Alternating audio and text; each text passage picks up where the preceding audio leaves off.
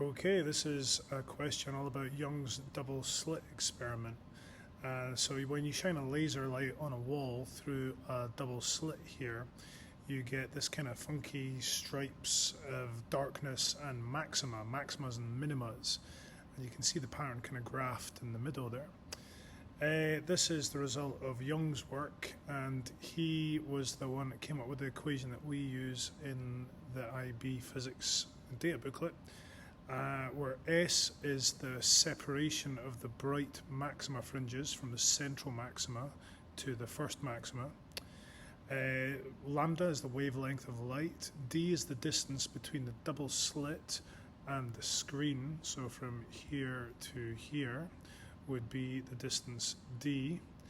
And then small d is the distance between the double slits. So the distance between these two slits is lowercase d there.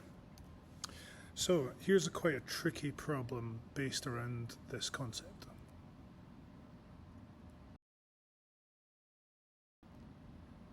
We have a laser light of wavelength 600 nanometers going through a double slit, and it forms an interference pattern on the screen 6 meters away.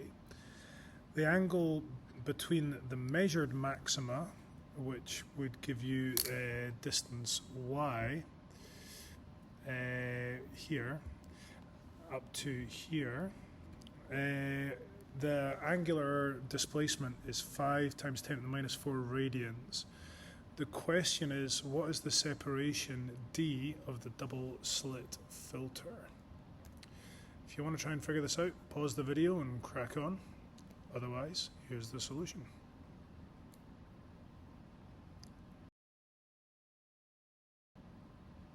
So we take our equation, and first of all, in the diagram, some of the terms have been changed a little bit. So it's not S, it's Y.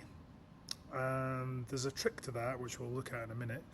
But then we've got wavelength, L being the large distance instead of capital D, and lowercase d is still the separation of the double slit. All the units for everything there is meters. Now, the important thing here is radians kind of messes you about a bit because there's no radians mentioned in the equation. But if you remember that radians is the length of the arc divided by the radius, and the radius in this case will be equal to L.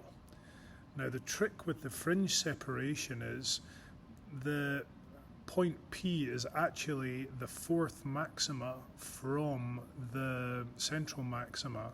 So y over 4 would be S, the separation of the fringes, because it's a consistent distance.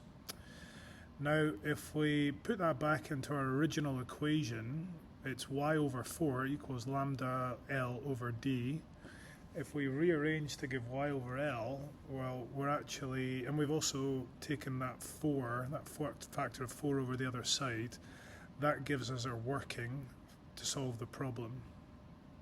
So D, therefore, is going to be 4 lambda over the angular separation theta, which is 4 times 600 nanometers divided by 5 times 10 to the minus 4 radians, and that gives you an answer 4.8 millimeters. Bit of a tricky one, that one.